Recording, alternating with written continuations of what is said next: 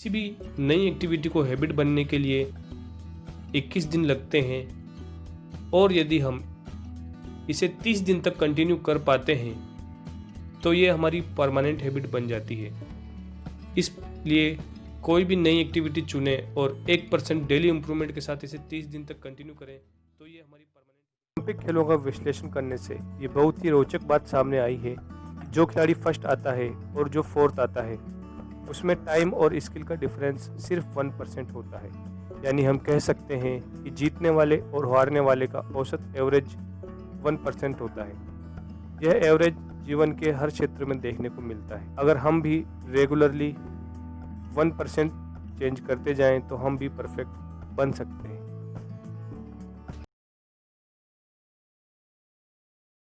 यहाँ एक common mistake है जो हम सभी करते हैं, वह यह है कि हम अपना कंपैरिजन दूसरों से करते हैं। और यह भी सच है कि हम 100% किसी भी दूसरे पर्सन की तरह नहीं बन सकते। लेकिन हम यदि किसी एक क्वालिटी को 100% सीखने के बजाय बहुत सारी अलग अलग क्वालिटीज़ को 1% रेगुलर इम्प्रूवमेंट करें तो हम ज़्यादातर व्यक्तियों से कहीं ज़्यादा ग्रो कर सकते हैं। यही 1% फॉर्मूला का एक और एडवांटेज भी है जिसे हम समझने की कोशिश करते हैं।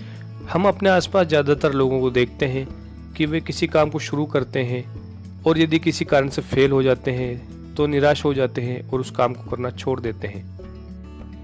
लेकिन वहीं 1% फॉर्मूला से अपने काम करने वाला व्यक्ति ये जानता है कि हम हर समय जीत नहीं सकते हैं, लेकिन हमेशा बीते दिन से बेहतर बनने की कोशिश उनमें विक्ट्री का फील जगाती है। वह हर समय विक्टर फील करते हैं। हम यह समझ सकते हैं कि हर व्यक्ति इन लोगों की तरह महान नहीं बन सकता है, लेकिन हम इस समय जहाँ भी हैं, जैसे भी हैं, उससे बेहतर जरूर बना जा सकता है।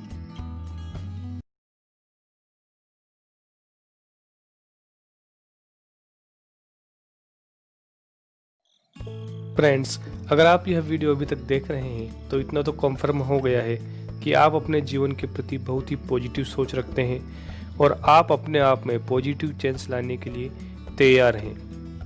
तो फ्रेंड्स, आइए हम 1% फॉर्मूला की इम्पोर्टेंस को और भी अच्छे से समझते हैं। हम में से ज़्यादातर लोग यही मानते हैं कि किसी भी काम को करने के लिए उस काम की प्रेरणा या मोटिवेशन की ज़रूरत होती है। यानी कि जब मोटिवेशन हम मिलेगा तभी काम होगा। लेकिन ये बिल्कुल गलत है, बल्कि ये इसके ठीक उल्टा है। हमें उतनी ही ज़्यादा मोटिवेशन उस काम को करने की मिलती है जितना ज़्यादा हम उस काम को करते हैं। More work more motivation. आप किसी ऐसे बच्चे के बारे में सोचिए जो फर्स्ट डे स्कूल जाता है। उस समय ऐसा नहीं है कि बच्चा मोटिवेटेड है स्कूल जाने के लिए, बल्कि उसे अपने मम्मी पापा के डर के कारण स्कूल जाना पड़ता है।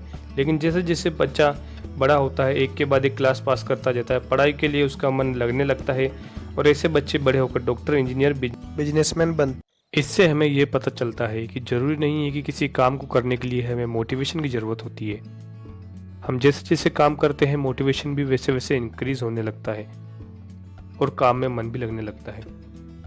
यहाँ ध्यान देने वाली बात यह है कि हमारे लक्ष्य स्पष्ट होने चाहिए और साथ ही साथ हम जो कर रहे हैं वो गोल ओरिएंटेड होना चाहिए।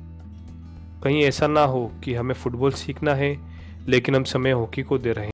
न्यूटन की गति का नियम है कि यदि कोई वस्तु गति कर रही है तो वह गति करती रहेगी, और यदि वह एक जगह रुकी हुई है तो वो रुकी रहेगी जब तक कि उसके ऊपर कोई बाहरी बल या बाहरी फोर्स काम न करे।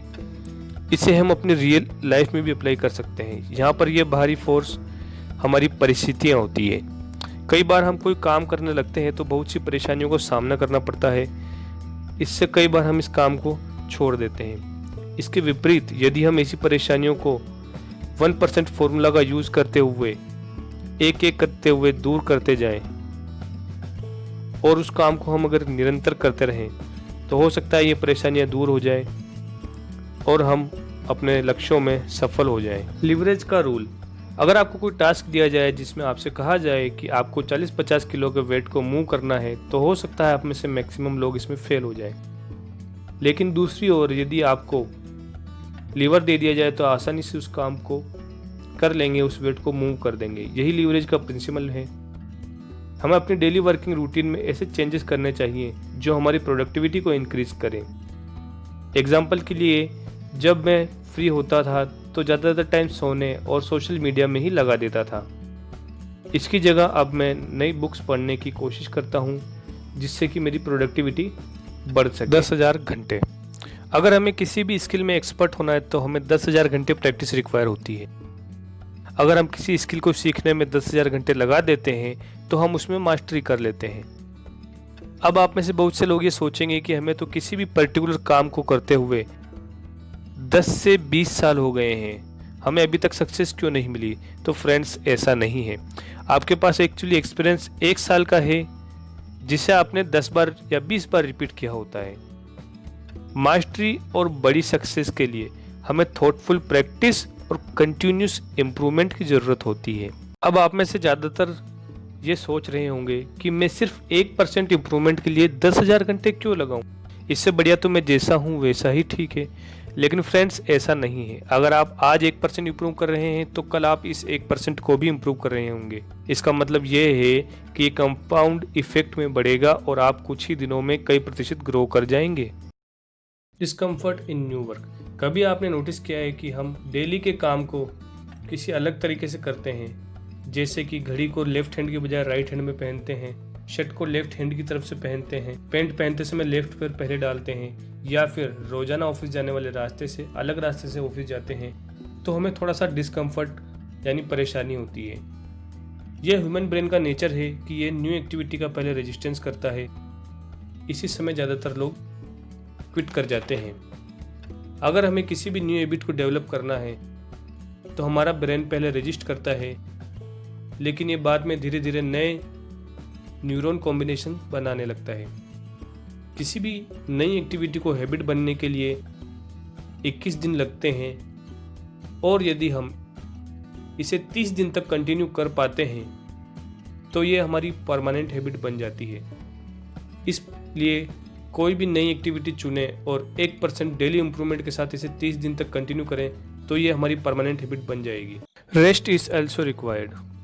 मुझे पता है कि यह वीडियो देखने के बाद या किसी मोटिवेशनल स्पीच को सुनने के बाद आप इतना मोटिवेटेड हो जाएंगे कि किसी भी काम को लगातार करने लग जाएंगे। यहीं आप एक और गलती कर बैठेंगे। वैज्ञानिकों का मानना है कि सर्वश्रेष्ठ से सर्वश्रेष्ठ व्यक्ति भी 90 मिनट से ज़्यादा कंटिन्यूस पूरे फोकस के साथ काम नहीं कर सकता है।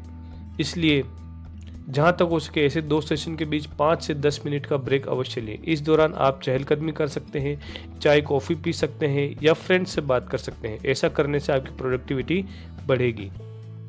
आपने देखा होगा कि बड़े बड़े खिलाड़ी जब भी प्रैक्टिस करते हैं तो पूरी जी जान लगा देते हैं, लेकिन वे इस दौरान रेस्ट भी लेते हैं। रात में 8 घंटे की नींद अवश्य लेनी चाहिए, क्योंकि इस समय बॉडी और ब्रेन रिचार्ज हो रहे होते हैं। अगर आप पूरी नींद नहीं लेते हैं तो इसका सीधा इफेक्ट आपकी परफॉर्मेंस पर पड़ता है। अगर आप प्रैक्टिस नहीं कर रहे हैं तो दूसरा कर रहा होता है। अगर आप अपनी बैटरी चार्ज नहीं कर रहे हैं तो कोई दूसरा कर रहा होता है। आज की इस वीडियो की टीचिंग्स इंस्पायर थी टॉम कॉनेल की बुक 1% फॉर्मूला पर। 1% फॉर्मूला के बारे में जानने के लिए आप यह बुक पढ़ सकते हैं। बुक को परचेज करने की लिंक डिस्क्रिप्शन में दी गई है। फ्रेंड्स, अगर आपको यह वीडियो अच्छा लगा हो तो इसे शेयर कीजिए, लाइक कीजिए, हमारे चैनल वन स्मॉल स्टेप को सब्सक्राइब कीजिए। Thank you.